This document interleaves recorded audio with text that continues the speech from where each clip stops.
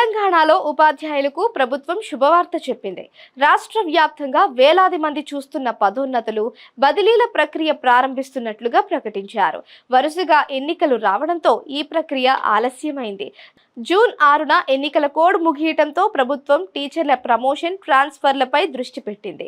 నేడో రేపో transfer schedule విడుదల చేసే అవకాశం ఉంది. తెలంగాణ వ్యాప్తంగా వేల మంది టీచర్లు ప్రమోషన్లు, బదిలీల కోసం ఎదురు చూస్తున్నారు. ఎన్నికల అసెంబ్లీ ఈ ఏడాది లోక్సభ ఎన్నికలు రావడంతో ప్రక్రియ ఆగిపోయింది. తెలంగాణలో విద్యాశాఖ బాధ్యతలు సీఎం రేవంత్ రెడ్డి చూస్తున్నారు. ఈ నేపథ్యంలో ఆయన పదోన్నతులకు గ్రీన్ సిగ్నల్ ఇవ్వబడింది. బదిలీలు, ప్రమోషన్ల ప్రక్రియ పూర్తయితే తెలంగాణ వ్యాప్తంగా 10,449 మందికి ఎస్ఏలుగా, 778 మందికి గెజిటెడ్ ప్రధానోపాధ్యాయులుగా, 6,000 మందికి ఎస్జీటీలుగా, స్కూల్ అసిస్టెంట్లుగా పదోన్నతి పొందుతారు.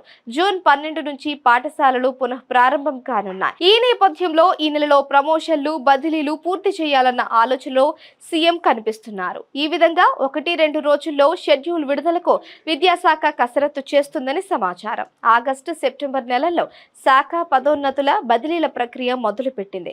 అయితే కోర్టు కేసులతో అది ఆగిపోయింది. ఇప్పుడు రేవంత్ సర్కార్ ఆగిన చోట నుంచి మళ్లీ ప్రక్రియ మొదలు పెట్టనుంది.